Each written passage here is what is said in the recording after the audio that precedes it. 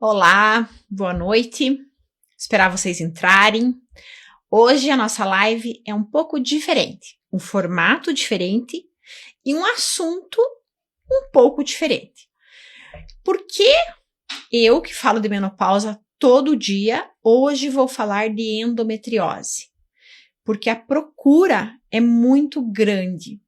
Todos os dias eu recebo mulheres que ou tiveram endometriose, ou têm uma filha, um parente, ou já sofreram com endometriose. Então, me veio esse insight de chamar uma colega, que é a doutora Janicelli, que ao longo da vida, da carreira, acabou se especializando em endometriose. A doutora Janicelli não é ginecologista e não é cirurgiã apenas de endometriose, mas ela vai contar para vocês por que ela acabou se apaixonando pelo tratamento da endometriose e pela ajuda que ela traz às mulheres.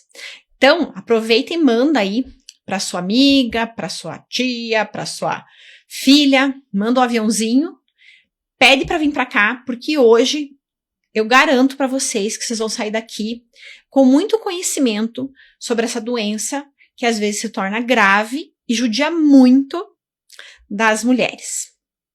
Então, a minha amiga, além de a minha amiga, uma excelente médica, a doutora Janicelli. Oi, boa noite a vocês que estão nos acompanhando. Eu, primeiramente, quero agradecer essa oportunidade, né? Você sabe, bem, a gente é conhecido de longuíssima data, né, TT? Eu vou chamar de TT, porque assim a gente fica íntimo aqui entre nós, íntimo com quem está nos assistindo.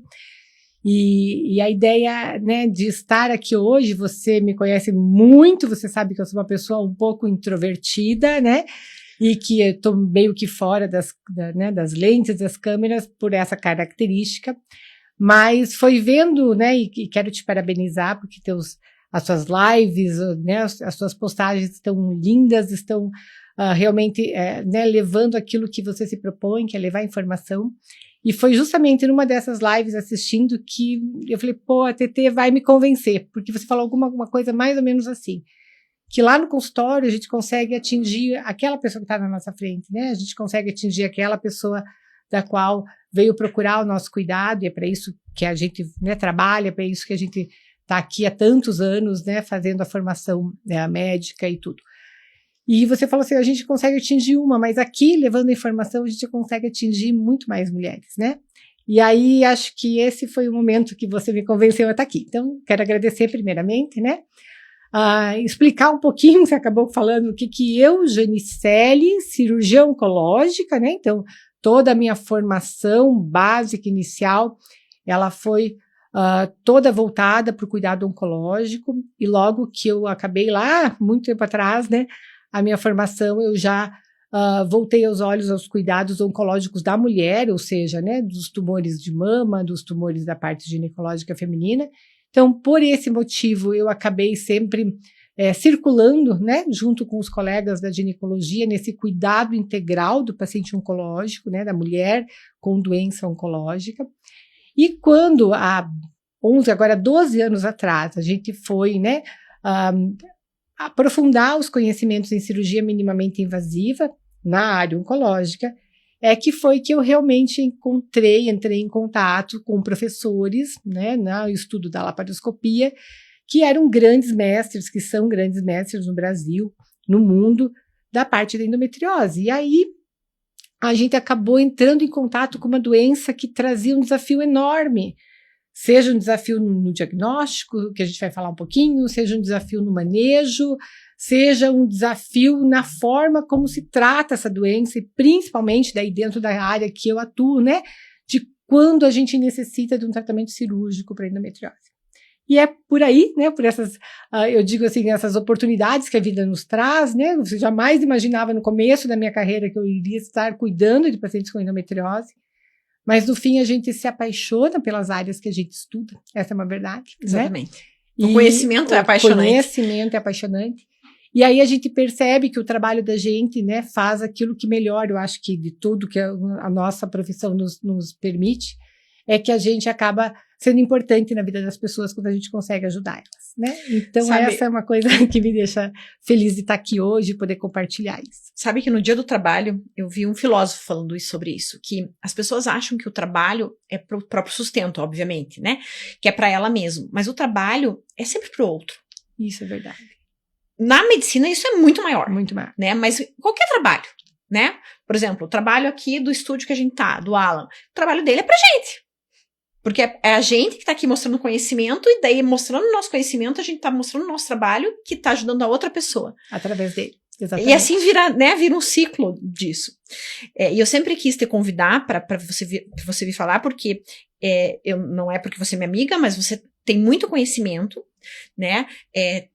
Técnico, teórico e cirúrgico. E eu sempre falo para os pacientes, quando eu encaminho para uma cirurgia de endometriose, para você pelo seguinte, porque você é acostumada a operar tumor. E a endometriose, ela acaba tendo uma dificuldade cirúrgica parecida com um câncer. Ou até mais desafiador em determinados casos, né? Porque na endometriose, o teu objetivo principal é tratar a doença restaurando e preservando toda a funcionalidade daquela pelve, daquela mulher, né? Anatomia ao normal, né? Exatamente, voltar à anatomia ao normal, né? Então, a cirurgia da endometriose, ela é sim desafiadora, o manejo dessa doença, o conhecimento dessa doença, né?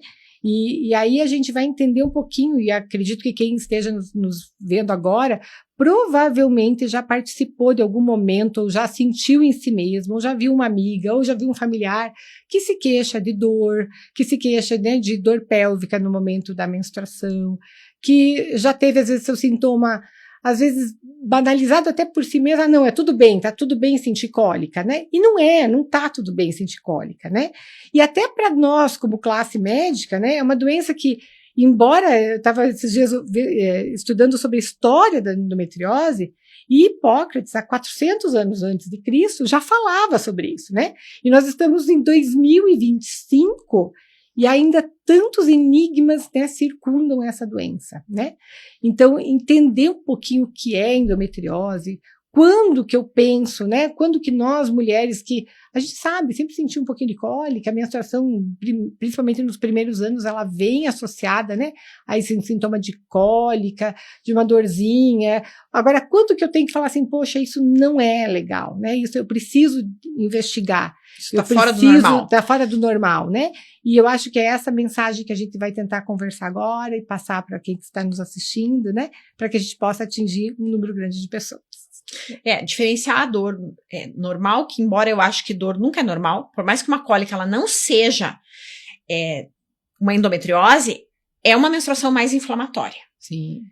E que pode não ser hoje uma endometriose, mas amanhã pode ser. Pode não ser hoje um mioma, mas amanhã pode ser. Então, dor não é normal. A mulher é muito resiliente, então ela acaba se acostumando com a dor. Né? A gente, não é normal, é assim mesmo, né? Parirás com dor, né? Enfim, a gente foi criada para isso, né? Tanto que os memes aí falam dos homens doentes com gripe morrendo na cama, né? E a mulher aguentando tudo. Mais, né? Então, é isso que é legal. Então, assim, quando que essa mulher, Jane, ela deve se preocupar e pensar assim, não, é a hora de eu pensar se eu tenho uma endometriose ou não. Quais são os principais sintomas, assim, se fosse para você enumerar? Então, acho que antes de eu falar sobre isso, né, acho que é um pouquinho para a gente até, de repente, organizar, né, assim, todo mundo sabe um pouquinho o que é endometriose, né? A endometriose, que tipo de doença que é? Então, né, falando de uma forma muito simples, a endometriose é a presença de pedacinhos de endométrio, né? Endométrio é aquele tecido que deve estar lá dentro da cavidade uterina de toda mulher, né? A mulher com útero, a gente está comentando. Então, lá dentro do útero existe uma camadinha de células que chama endométrio. E endometriose é quando pedacinhos dessas células, elas estão fora do útero, certo? E fora do útero significa lá dentro do nosso abdômen, na parede do nosso abdômen, enfim, em vários órgãos que podem estar circundando o próprio útero. E a partir desse entendimento é que a gente vai entender um pouquinho os sintomas, né? Que assim, quando que pode ter? Então, assim, primeiro, clássico, né? Classicamente falando, endometriose são 2 insights, né? Dor na menstruação, que a gente chama de dismenorreia, e infertilidade, né? Quando eu dou aula lá, eu falo assim, ó, endometriose, dor e infertilidade, dor e infertilidade. 90% das mulheres com endometriose vão ter dor no período menstrual. Mas, vamos conversar, não é só a dor no período menstrual. E às vezes a dor não é o mais importante, tá? Então, por exemplo, é clássico que a endometriose começa ou cursa com dor durante o período menstrual. Mas muitas vezes essa mulher passa a ter ao longo da sua doença, da sua história da sua doença, uma dor mais crônica. E essa dor passa a existir sempre nela. Só que ela agudiza, ou seja, ela piora no período menstrual. E aí é muito interessante, porque esse é o primeiro insight que eu comento. Então, aquela mulher que tem uma dor, uma dorzinha que a gente vai convivendo, como você falou, vai, né, achando que é normal. E como a endometriose é uma doença que está relacionada ao estrogênio, né, que é o hormônio principal da mulher, e no período menstrual a gente tem um pico, o que acontece? Ela piora, essa dor piora no período menstrual. Então, mulher que tem uma dorzinha e que de repente lá na hora da menstruação piorou muito, pensar em endometriose. Só que pode, pelo fator da endometriose estar perto de outros órgãos ou poder acometer outros órgãos, a gente pode ter outros sintomas associados, tá? Então, por exemplo, lá, todo mundo sabe quando menstrua, a gente tem um pouquinho de desconforto nas costas, a gente tem um pouco de sensação de peso nas pernas, não tem? Né? A perna fica inchada, a barriguinha fica meio inchada, que é uma coisa mais autolimitada, certo? Às vezes incomoda, a gente tem que tratar, né? Vocês, a ginecologia, tem todo um arsenal, né? Seja de hábitos de vida, seja do arsenal terapêutico farmacológico, que pode ajudar essa mulher, mas geralmente são sintomas mais autolimitados. Mas quando a mulher tem cólica, né, durante o período menstrual, e de repente ela tem uma dor, que é uma dor mais característica, né, a dor da endometriose, porque ela acomete a parte nervosa, que a gente chama do plexo hipogástrico, então ela tem uma dor muito característica, que é aquela dor que está lá embaixo, sabe aquela dor nas costas que é lombar baixa, quase lá no sacro? E que, de uma forma muito característica, ela vem para a perna anteriormente e se instala na região anterior e lateral da perna. Corre, né? Aquela dor que corre da lombar para a raiz da coxa, assim, né? Essa mulher tem que ficar, né? Tem que levantar um sinal de alerta. Poxa, eu posso ter endometriose, né? Vamos lembrar que eu falei, os pedacinhos de endométrio podem estar invadindo órgãos perto. Quem são os órgãos perto do útero? O sistema urinário e o sistema intestinal. E olha que interessante é na endometriose. Não obrigatoriamente esses órgãos precisam estar acometidos para ter lesão neles, mas justamente por essa localização, essa inervação que eles estão próximos ao útero, eles podem sofrer sintomas, mesmo não sendo realmente acometidos. Então, por exemplo, Tetê, a história da Anitta, lembra da história da Anitta? Como é que foi, né? A história da Anitta, para quem não sabe, a Anitta foi tratada durante um tempo muito recorrente como infecção urinária de repetição. E que sintomas ela tinha? Então, ela tinha dor quando a bexiga enchia demais, né? Ou outros sintomas, dor quando esvazia a bexiga, sensação, né, de que a gente chama de tenesmo urinário, quer dizer, sensação de que você foi no banheiro, fez xixi, parece que não esvaziou a bexiga inteira, né? Alterações do hábito urinário durante o período menstrual, né? Então, esses sintomas pioram durante o período menstrual. Ela tem lá o seu hábito urinário normal, de repente ela vai mais vezes ao banheiro durante o período menstrual, né? Isso são sinais que fazem você levantar a ideia de que, pode ter alguma coisa de endometriose. No mesmo gancho, né? Urinário intestinal, o sistema urinário para frente, o sistema urinário para trás, na posição anatômica do útero, né?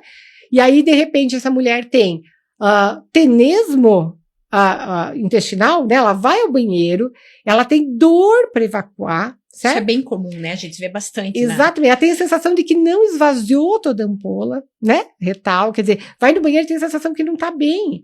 Tem distensão abdominal, né? Quantas mulheres têm, elas chegam e falam assim, parece que eu estou grávida, certo? Porque a barriga está inchada, né? E está inchada mesmo. Por quê? Porque existe um processo inflamatório, que a endometriose, do ponto de vista, né, de patologia, de patogenia, é uma doença inflamatória crônica. E ela tá ainda, né, a gente falando de outros sintomas, ela é tão heterogênea, ela pode trazer tanta coisa, que quer ver um sintoma super, assim, talvez ninguém pense nisso, mas uma mulher com endometriose pode ter dor no ombro. E quando você pergunta isso em consulta, ela fala assim, não, acho que não, nunca percebi isso, né? Porque não se faz perceber. Aí, de repente, ela percebe que, opa, quando eu tô menstruada, realmente dói. E o ombro, caracteristicamente, dói aonde? À direita. Não é a causa mais comum de dor no ombro, né? Mas a endometriose pode cursar com a endometriose lá do diafragma, né? Que é um músculo que nós temos separando o tórax do abdômen, que quando existe, pode gerar dor no ombro direito, né? Então, todos esses sintomas, fora que a gente nem comentou aqui, lesões de ovário, né, que são os chamados endometriomas ou cistos de chocolate, né, que são, podem estar diagnosticados através do ultrassom, por exemplo, podem cursar com dor, sensação de peso, né, todos aqueles sintomas clássicos da endometriose associados a esse endometrioma. Então, a infertilidade, né? Eu comentei lá, 90% das mulheres com endometriose têm dor durante a menstruação e podem evoluir para dor crônica, né? Quer dizer, aquela dor que permanece durante todo o período, com picos de dor durante o período menstrual. Na ovulação, elas acabam tendo um pouco mais de dor. Exatamente, é tudo aquilo que estimula aquela área anatômica, né? A dor da relação sexual. Sim, extremamente importante, né? Porque a gente chama isso de dor profunda na relação sexual, que é um pouco diferente daquela dor de penetração, né? Quando o pênis bate no fundo da vagina. Por quê? Né? Porque tem lesão justamente lá atrás do útero. Então a gente chama isso de área retrocervical e dos ligamentos uterosacros, que são ligamentos que estão próximos ao útero. E aí, quando você tem a penetração de profundidade, aquela área inflamada vai doer, né? Vai doer. Tá? Então, assim, nessa mensagem de que sintomas que pioram o ciclo menstrual, sintomas vários, que às vezes você acha que não tem relação com a endometriose, tem que levantar o alerta, né?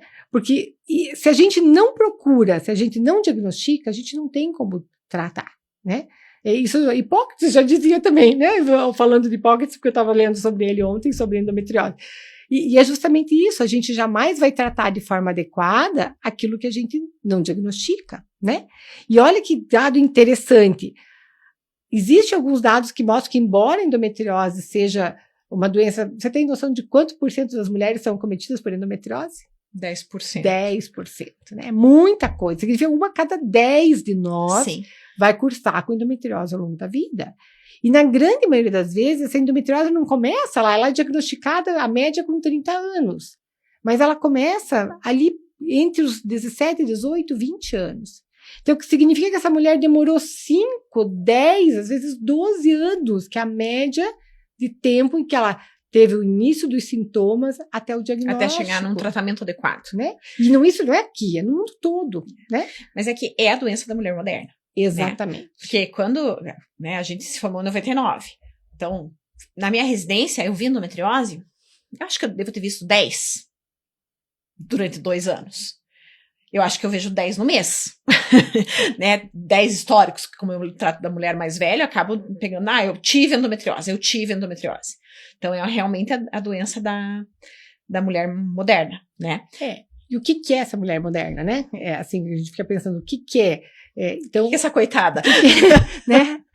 É uma coisa interessante de pensar, né? Se a gente for comparar a mulher, por exemplo, vamos pegar a mulher lá dos anos 50, 60, né, até 70, e depois essa geração que veio 80, 90, nós somos uma geração que teve muito mais ciclos menstruais do que qualquer outra geração já presente. Primeiro porque a gente viveu mais, né? Vamos lembrar lá que em uma determinada época, lá no início antes de 1950, a idade média, né, a expectativa de vida era em torno de 55 anos, né? Tá?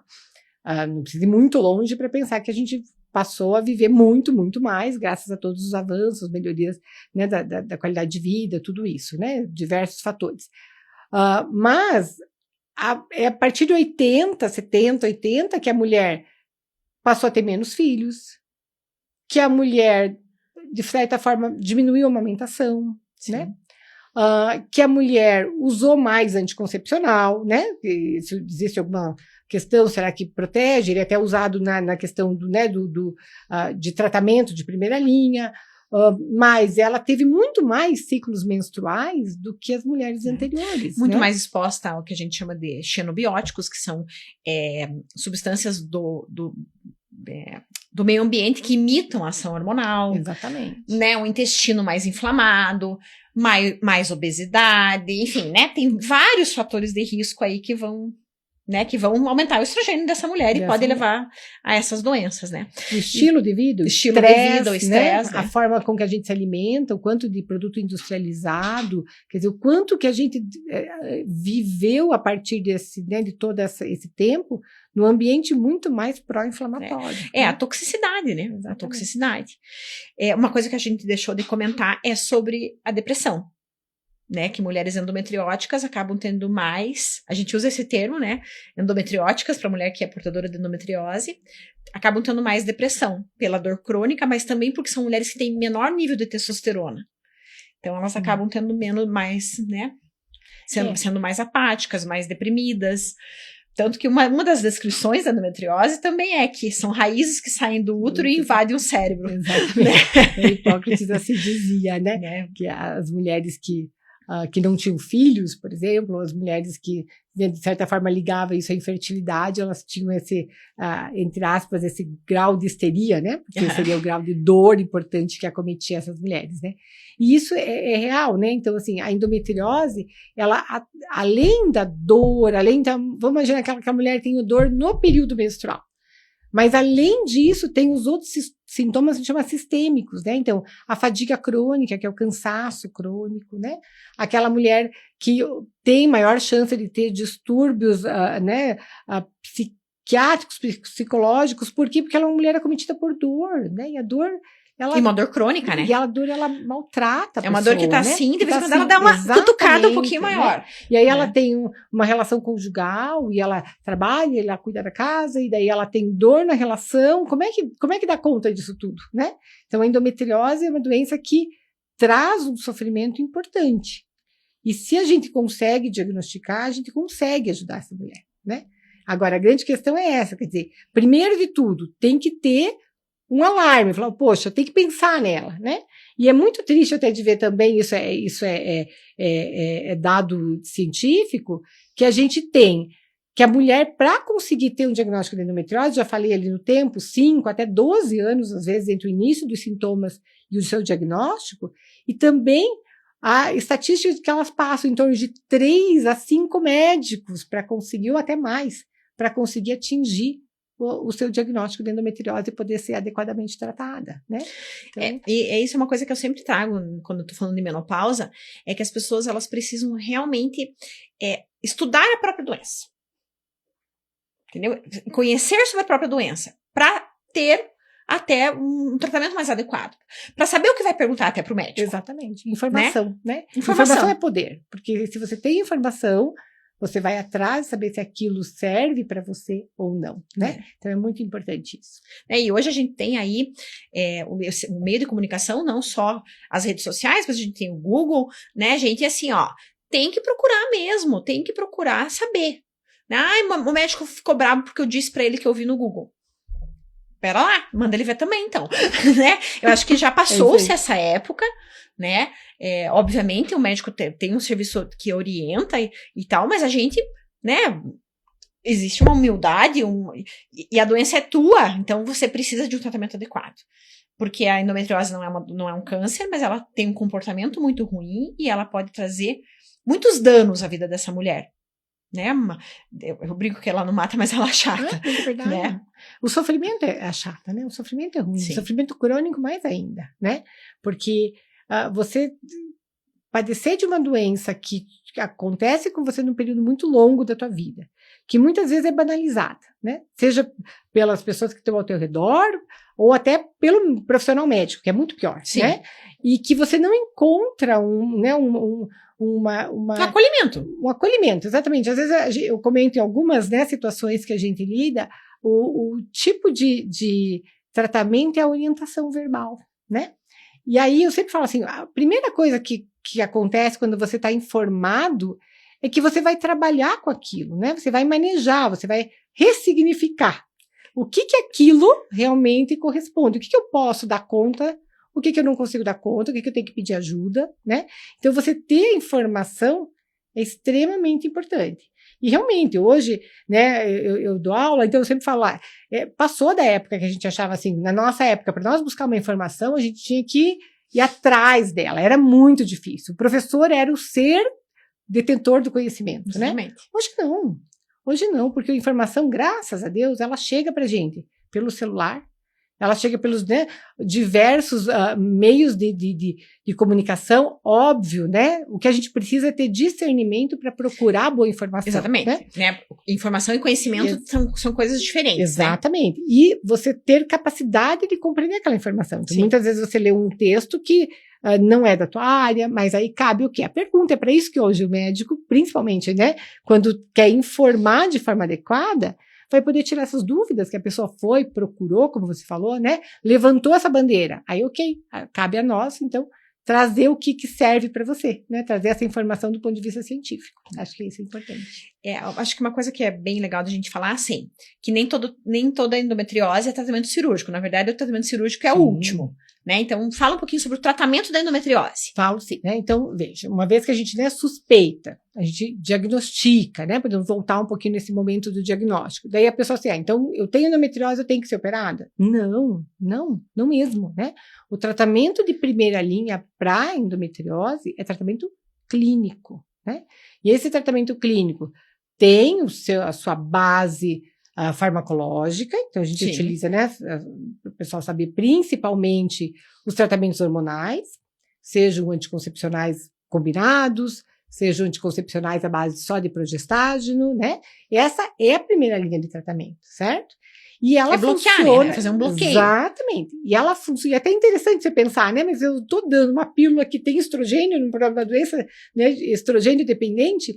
Mas funciona, a gente tem, né, vários, a gente fala na parte científica, né, que a gente tem meta-análises. Meta-análise é quando os estudos foram reavaliados, foram novamente vistos e realmente se definiu que aquilo é verdade, né? E essa é uma verdade. Então, pensar que você não pode tratar endometriose com anticoncepcional é um mito. Na verdade, funciona e funciona bem, certo? O que a gente percebe na prática? Né? Uma grande maioria das mulheres que têm endometriose vão ficar bem com o seu tratamento clínico. Tem uma porcentagem, isso gira mais ou menos em torno de 1/3 delas, tá? Em que o tratamento clínico vai ser um tratamento que em um determinado momento passa a ser ineficaz. Ou que não responde, né, ao tratamento. Isso acontece. Você vai primeira linha, muda, tenta uma segunda, e essa mulher continua com os seus sintomas. Então, para essa mulher, depois eu vou falar um pouquinho da infertilidade, mas para essa mulher, então, endometriose, dor, né, que iniciou um tratamento clínico, que não respondeu bem ao tratamento clínico, aí sim está indicado um tratamento cirúrgico, certo? E o tratamento cirúrgico, como a gente comentou no começo, ele tem um objetivo, que é remover todos os focos de endometriose. Quer dizer, eu tenho que retirar, se a endometriose é causada por esses pedacinhos de endométrio, né, que estão fora do útero. Na cirurgia, o objetivo é remover todos os focos de endometriose. Por isso que a via laparoscópica é a via de eleição. É a via gold, né? Exatamente. Porque, né? Porque na laparoscopia, gente, o que acontece? A gente enche a barriga com ar. Então, é como se eu estivesse nessa sala aqui e eu consigo enxergar tudo que tem à minha volta. Porque ela tá expandida. Quando a gente abre uma barriga, a gente não consegue enxergar, porque fica tudo misturado, né? Como se eu pegasse todos os móveis e juntasse aqui. Eu não tenho a mesma visão. Vaginal, então, muito menos, tá? Então, por isso que o tratamento de escolha, o melhor tratamento é a cirurgia por vídeo, tá? Né, a gente sabe que, infelizmente, não é uma cirurgia que é acessível a todas, porque o SUS não é tão... Né? Hoje em dia eu acho que tá mudando um pouquinho, né? Alguns locais a gente tem tá já, mudando né? um pouquinho. A cirurgia minimamente invasiva, né? Né? Mas é assim, isso é importante. E aí, às vezes, vai ter um foquinho de endometriose lá perto do ureter, lá perto do rim, praticamente, né? E esse foquinho precisa ser mexido com muito cuidado. Por isso que eu falo da cirurgia oncológica, porque aí é né, é uma cirurgia que já está mais acostumada com isso. Diferente, obviamente, existem ginecologistas treinados para isso também, mas a grande maioria não é treinado, né? A gente faz cirurgia laparoscópica, mas é diferente. A técnica é diferente, né?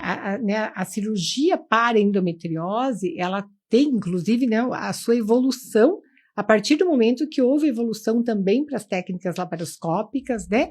Não só a laparoscopia, a cirurgia robótica, né? Que ela é outro braço da cirurgia minimamente invasiva, e que é justamente isso que você comentou, né? Então, o que permite ao cirurgião, né? Permite que ele tenha uma visão muito mais ampliada, que ele consiga trabalhar em planos que na cirurgia aberta ele tem um pouco mais de dificuldade, né? Tem uma colega que eu gosto muito, a doutora Audrey, ela fala assim, a cirurgia minimamente invasiva torna você um cirurgião melhor. Né? Sim. E é verdade, porque a partir do momento que você tem conhecimento, né, da minimamente invasiva, laparoscópica, robótica, você passa a ter conhecimento de um acesso diferente, né, onde você é mais preciso, onde você consegue atingir planos que com visão ampliada, né? E isso é extremamente importante na endometriose, porque endometriose é o tipo de doença que, para chegar a atingir o objetivo, que é remover todos os focos de endometriose, eu preciso, se ela tiver, como você falou, próximo ao ureter, eu preciso ter toda uma dissecção do ureter e retirar a endometriose que está lá, o que é relativamente frequente. Se eu tiver uma endometriose próximo ao intestino, eu tenho que remover toda essa endometriose próximo ao intestino. Se o intestino estiver acometido por endometriose, ele pode estar, eu tenho que remover essa parte do intestino, né? E aí, as equipes que trabalham com endometriose, os cirurgiões ginecologistas, cirurgiões oncológicos, coloproctologistas, cirurgiões gerais, enfim, aqueles que dedicaram parte da sua vida para compreender, aprender, né, e tratar de forma adequada, são as pessoas que realmente conseguem oferecer o tratamento cirúrgico adequado, de qualidade. Porque nada adianta, assim, né, aquela sensação de, eu vou tirar o útero e tá tudo resolvido. Que é o que fazem, né? Não. É. Até mesmo quando tem um nódulo de endometriose no ovário, que a gente chama de endometrioma, a gente vai tirar, a gente não, né? A doutora Janicelli vai retirar o endometrioma, vai tentar preservar tecido ovariano. Isso, né? Você comentou isso, eu ia dar esse gancho agora, isso é extremamente importante, né? Porque, veja, a gente está falando de uma doença que acomete mulheres em idade reprodutiva, elas não estão menopausadas, né? Até a menopausa, de certa forma, embora possa existir endometriose pós-menopausa também, principalmente se a mulher vai ser exposta, né? Se ela deseja, se ela tem a indicação cada vez maior da terapia de reposição hormonal, ela pode ter endometriose pós-menopausa. Mas nós estamos falando de uma doença que acomete a mulher durante o seu ciclo reprodutivo, uma mulher jovem. Então, jamais a gente vai poder pensar que para tratar um endometrioma, por exemplo, que é a doença da endometriose no ovário, você vai retirar o ovário dela, porque aí eu não tô fazendo um desfavor para essa paciente. Melhor deixar ela com dor e com hormônios.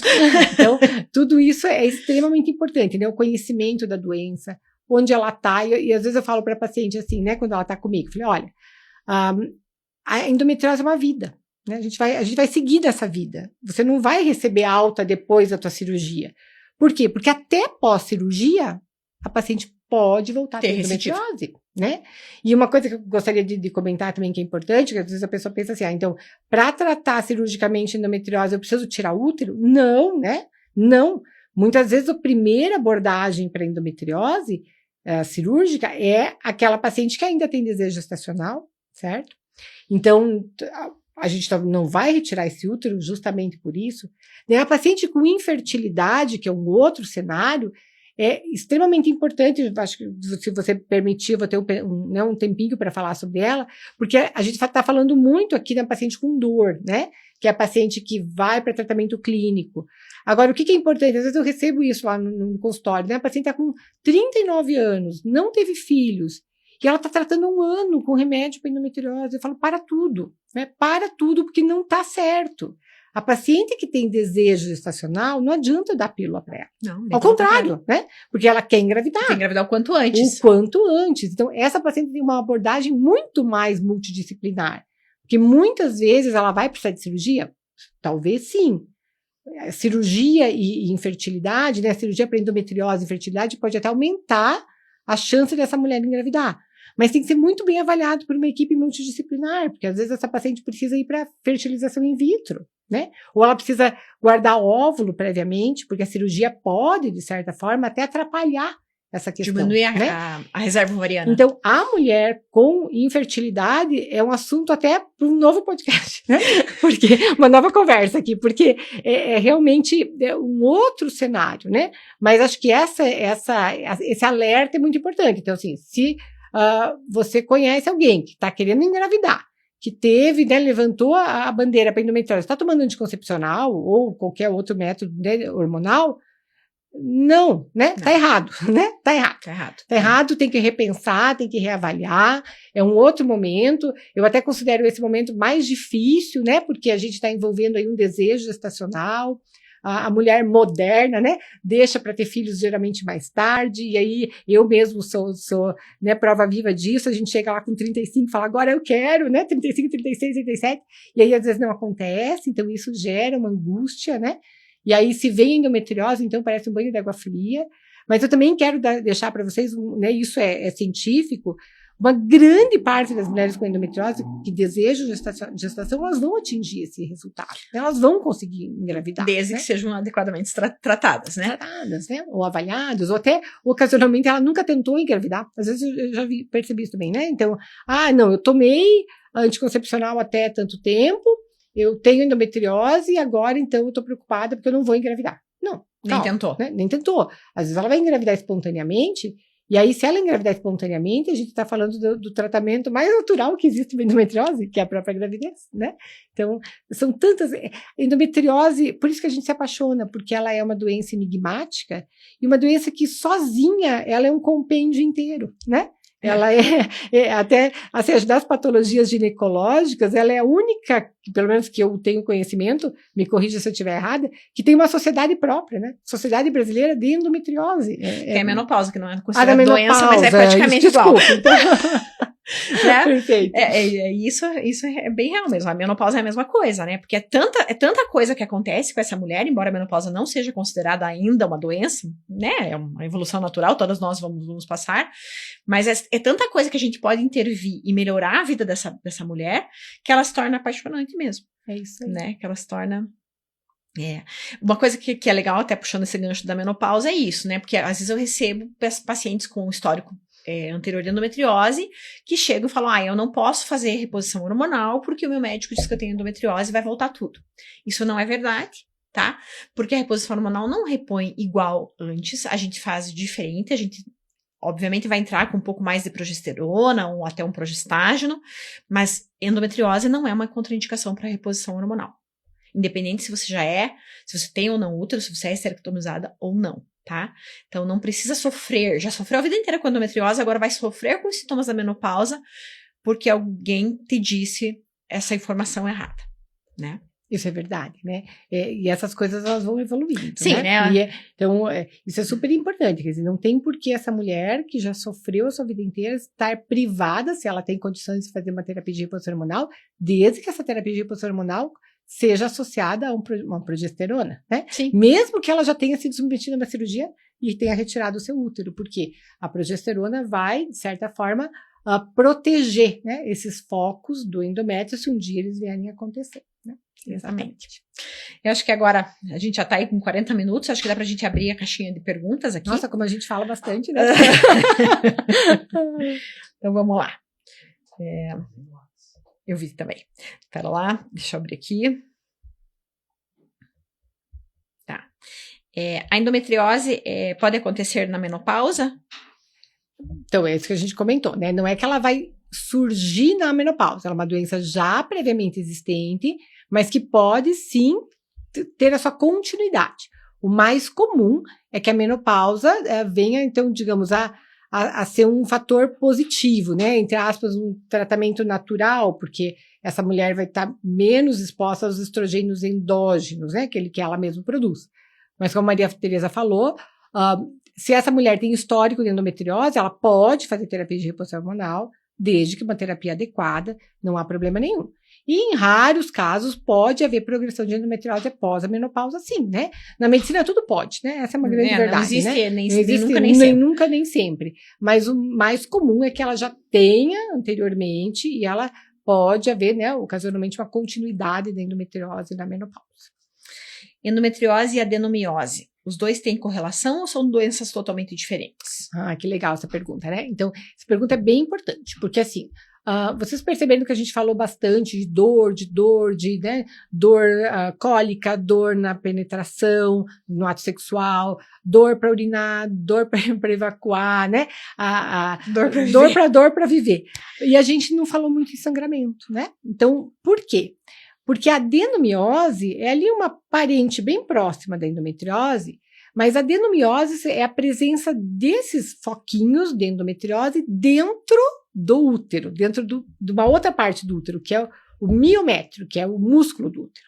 E a adenomiose, sim, ela causa muito distúrbio de sangramento. A mulher sangra bastante, às vezes ela até é confundida, porque ela também pode fazer dor, ela também pode fazer, né, dor no momento que ela está menstruada, lá que ela está sangrando bastante, dor para urinar, pode fazer dor na região do ânus, né, sensação de distensão, ela a confunde bastante. E muitas vezes elas coexistem, né? Mas assim, de regra geral, a adenomiose cursa muito com sangramento, né? Sangramento aumentado durante o período menstrual, sangramento com árvores, maior, né? quantidade de dias, né, de sangramento, com sintomas de dor, e elas podem coexistir, enquanto que a endometriose é uma doença mais fora do útero, né? Operei endometriose em dezembro de 2024, tenho também adenomiose e ainda não consegui engravidar. Uhum. Então, é isso que a gente comentou, né? A endometriose é uma história que muitas vezes nos acompanha, né? Desde lá do início, geralmente na época ainda mais da adolescência, e que ela pode, né, em alguns casos, como eu falei, né, em medicina nunca é sempre, nunca, né? Ela pode persistir, isso são dados científicos, então mesmo aquela mulher já tendo sido operada uma vez, ela pode sim ter recrudescência, né, novos focos. Se essa mulher tem uma infertilidade associada, né, ela tem que ser avaliada por uma equipe multidisciplinar. Em alguns momentos estão indicadas técnicas, né, de reprodução assistida, principalmente a fertilização in vitro. Então, obviamente, cada caso é impossível falar especificamente do caso sem avaliar ele por completo, né? E entender sim, idade, perfeitamente, todos, né, os fatores, todos né? os fatores. Na infertilidade é muito mais ampla essa avaliação, né? Quer dizer, tem o fator masculino também, né? Tem outros fatores que podem contribuir para esse não engravidar. Mas a resposta, assim, em relação à endometriose é sim, a endometriose pode persistir e em determinados momentos técnicas de reprodução assistida são necessárias. A gente sabe também que o endométrio de uma paciente com endometriose, ele tem uma fixação, uma nidação, uma implantação pior. É um endométrio mais hostil. Isso é verdade. Como eu falei, né? O capítulo da infertilidade daria para a gente conversar mais uma hora aqui, né? Quer dizer, tem vários mecanismos pelo qual a endometriose participa na diminuição da fertilidade desta mulher. Não apenas né? aderências, que era o que a gente achava, na ovulação, né? Mas o que eu gostaria de novo de falar, assim, não desista, né? Porque a grande maioria das mulheres com endometriose, se bem avaliadas, né, se bem conduzidas, elas vão acabar atingindo seu objetivo, que é a gravidez. Né? E outra coisa importante é assim, não desista, não perca tempo. Uhum. A gente vê muitas pacientes assim, eu vou esperar um ano, vai estar com 36. Quem pode esperar um ano é a paciente de 24, 25, até 30. Aí, no máximo, ela pode esperar um ano. Paciente acima disso, não espera, tá? Né? A gente considera que um casal que tenha 3 relações em durante um mês vai ter chance de 40% de gravidez, de uma gestação. Em um ano, 98%. Em 2 anos, 100%. Se tiver tudo bem. Então, não perca tempo. É assim mesmo, minha avó demorou, minha tia demorou, meu papagaio demorou. Não, gente. Tempo não volta. Então, não perca tempo. Vai atrás, procura, né, um especialista, uma pessoa de reprodução humana. Outra coisa importante também é que a reprodução humana não é só FIV, não é só fertilização in vitro, não é só inseminação artificial. Existem tratamentos hormonais para fertilização, né? Então, procurem ajuda. tá? A ginecologia, ela é tão subespecializada, a gente tem tantas áreas, né? E às vezes a gente fica batendo na mesma tecla ali, só no ginecologista geral, e que às vezes vai te dizer, não, tá tudo certo. Esses dias até uma atriz, agora eu não vou lembrar quem, mas ela colocou assim, eu daria minha fortuna, uma atriz americana, para quem me falasse que aos 35 anos eu não ia conseguir engravidar mais. Né? Então é bem isso. Então acho que isso é um alerta também. Porque eu escuto às vezes no consultório assim, agora mudou, né? Agora dá pra engravidar depois. Não, agora mudou, agora tem que engravidar antes. É o contrário. Mudou porque a gente tem que engravidar antes, tá? Porque a gente tá mais inflamada, mais, né? Com mais doenças, enfim. Né? Mais hipotireoidismo, mais outras doenças que levam à infertilidade e não só a endometriose. Então não perca tempo. Essa seria a mensagem aí final em relação à infertilidade. E não desistir, né? Para aquela mulher que em algum momento, né, por várias questões ao longo da vida, não atingiu essa ideia ou não pôde atingir esse planejamento, né? Quer dizer, ainda a gente tem muita coisa, ainda dá, né? Só que não pode perder tempo. Realmente tem que procurar, porque às vezes aquele tempo de 1 ano é muita coisa, né? Aí o resto a gente meio que já respondeu, quando que precisa operar, toda dor é endometriose. A endometriose dá em quem não tem útero. A doutora também já falou que pode ser uma recidiva, pode ser um aparecimento de focos que não te incomodavam, mas não que vai surgir uma dor aí depois, né, da menopausa. Só se você não tiver útero, sim, você pode ter um foco de endometriose que ficou dormindo lá a vida inteira e agora apareceu. As teorias em relação ao aparecimento da endometriose, a gente nem entrou nisso, porque é tanta coisa, é tão controverso ainda. A gente costuma dizer que na medicina, quando tem muita teoria querendo explicar alguma coisa, é porque realmente não se chegou a um consenso. E é verdade, né? A teoria é uma especulação, digamos assim. Mas existem teorias que dizem que a endometriose pode aparecer, digamos, um tecido de o que a gente chama de metaplasia, né? Quer dizer, o tecido normal do peritônio, daqueles tecidos próximos ao útero, pode se transformar num tecido endometrial. Então, isso poderia, entre aspas, né, explicar ali por que mesmo a mulher sem útero, ela pode desenvolver focos de endometriose. É mais raro, mas pode, né? Olha, como é feito o tratamento da endometriose? De quanto em quanto, a gente já falou, né? Mas a segunda pergunta é interessante. De quanto em quanto tempo refazer exames para ver se a endometriose está melhorando ou piorando? Essa é uma pergunta bastante interessante, né? Toda mulher que tem um diagnóstico de endometriose, ela tem que ser acompanhada. Vamos lembrar que se ela não tiver, então, no terreno do desejo gestacional, ela vai iniciar com tratamento clínico, né? Claro, a gente tem que dar tempo para esse organismo entender esse tratamento, então, no mínimo 90 dias esse tratamento é necessário. A gente não pode dizer, usou 1 mês, não deu certo, não vai funcionar. Vamos com calma, vai reavaliar. Depois, vai depender muito da resposta dessa mulher, né? Se ela estiver muito bem, exames de imagem geralmente são feitos em 6 meses, né? Depois 1 ano, aí se houve uma melhora significativa e ela vai continuar com o tratamento clínico, exame de ano em ano, né? Agora, se essa mulher, por qualquer motivo, falhou no objetivo do tratamento clínico, que era o controle dos seus sintomas, então essa mulher vai ter que ser reavaliada, inclusive com exames de imagem, né? A gente também, como eu falei, a gente fala demais, não deu tempo para isso, mas as duas ferramentas de imagem que a gente tem para avaliar bem a endometriose é um ultrassom, que não é um ultrassom normal, né? Um ultrassom para mapeamento de endometriose ou uma ressonância magnética que também deve ser dedicada para a investigação da endometriose. Então, eu costumo dizer isso, né? Que eu falei lá no comecinho. Então, cabe ao médico e à paciente ter o alerta da endometriose. Aí, num bom exame clínico, né? Se você tem conhecimento da doença, você é capaz de encontrar algumas características próprias do exame clínico que faz você levantar ainda mais a suspeita para endometriose, né? E aí sim você vai pedir um exame dedicado para aquilo. Porque é muito comum, às vezes a mulher aparece com ultrassom feito sem, né, um preparo adequado, precisa preparar o intestino, normal, né? Precisa passar gel via vaginal, gel via retal, quer dizer, é um exame bastante complexo, né? E aí ela chega com o exame de ultrassom e fala assim, não tem endometriose. Não, né? Não. Outra coisa interessante do exame físico é o toque. Às vezes a gente vai tocar o paciente e ela fala, por que vai me tocar? Não tô grávida. Porque a mulher está muito acostumada com o toque vaginal da época da gestação.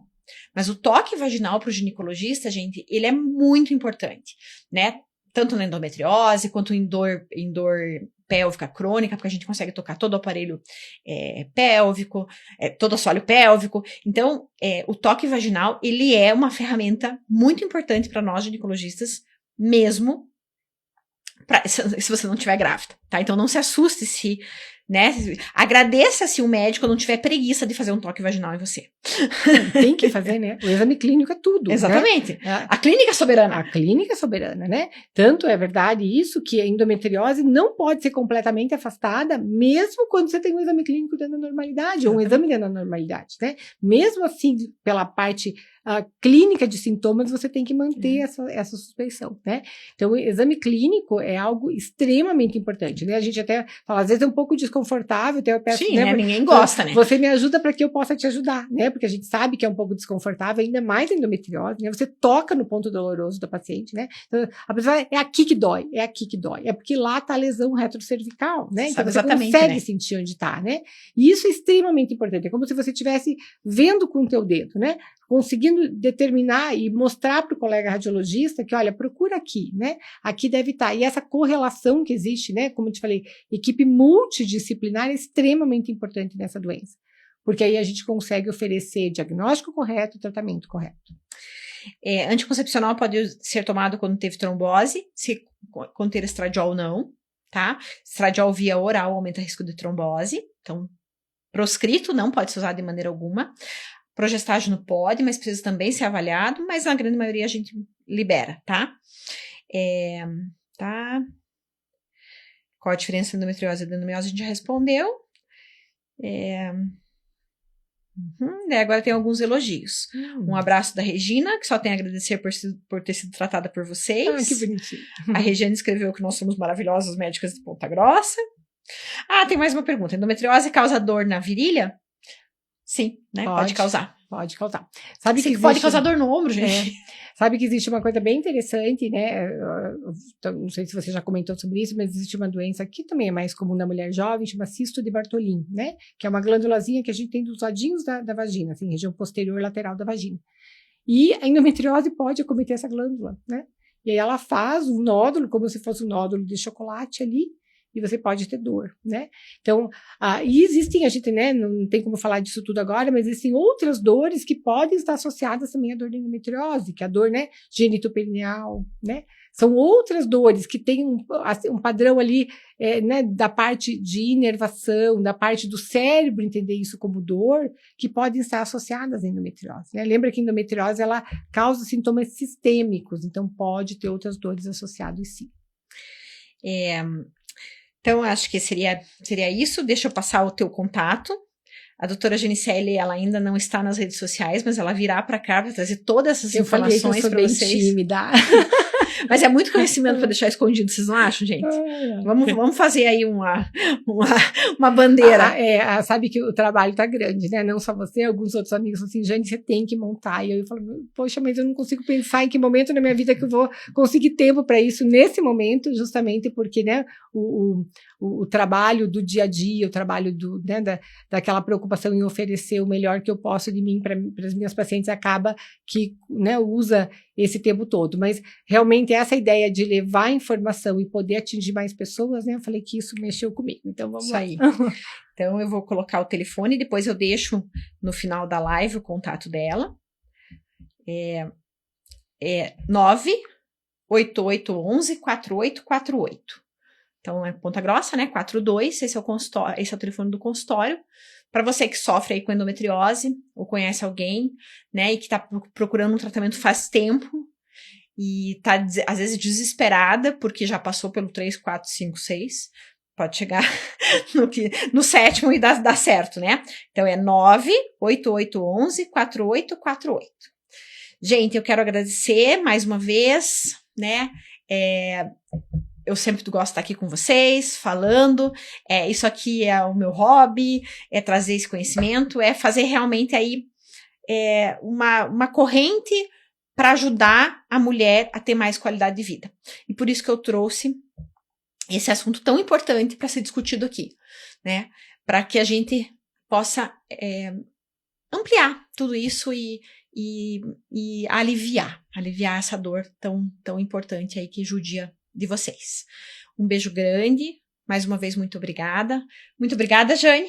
Eu que agradeço. Foi muito gostoso. Você é sempre uma pessoa muito importante na minha vida, você sabe disso, a gente é amiga desde o primeiro ano da faculdade, né?